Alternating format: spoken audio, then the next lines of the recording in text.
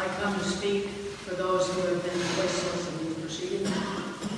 Giant machines are noisy. Giant industrial-sized turbines are very noisy and create a heavy, throbbing vibration that pulses out across the land. I live 2.5 miles from the poles, and I hear them off and on. To insist that such a condition has no effect on living organisms is a bald-faced lie. The answers, though, about how it affects depends on the weather conditions, and it depends on the features of the terrain. Start with trees. The standing ones, as we call them in the Abenaki culture, absorb carbon, reducing significant amounts of our carbon emissions. Trees communicate with each other. This is a scientific reality that the foresters are understanding better and better.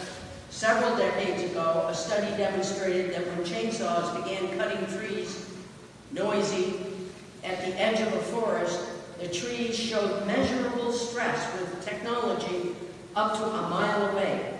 The sound and the harm of miles of trees cut or exposed to chemicals on industrial sites creates stress all over the forest. Those huge throbbing machines continue to broadcast hard noise into miles of forest land day and night. In the past 2 years, we have seen along the side of the Lobo Mountain Range a broad swath of stressed trees whose leaves are brownish. Speculation was that it is drought, but we did not have drought last year in the Northeast Kingdom, even though we had dry weather.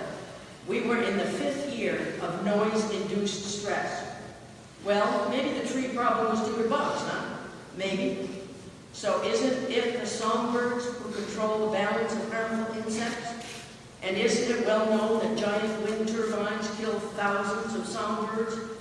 Whether it's the concussive noise, which is very possible, or the change in air pressure from huge spinning blades, it's a moot point.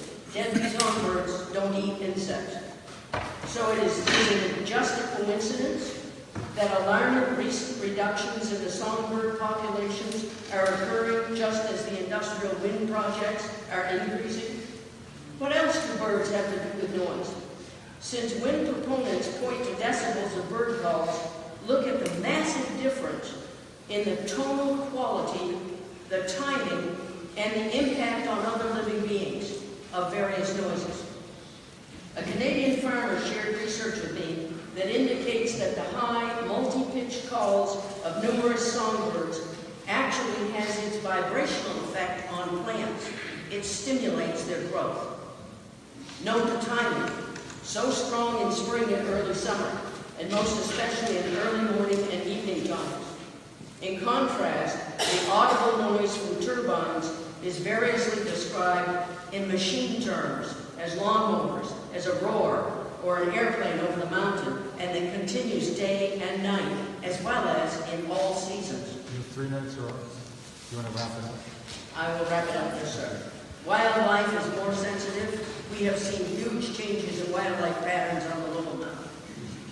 They've come down off the mountain, they've crossed the river, they've had to abandon that very pristine area because the sound is affecting them also. You can't look at one segment of a whole ecosystem, and I know this is what you're supposed to be about, but all these segments affect all the other segments, and so you have to look at it as a whole ecosystem.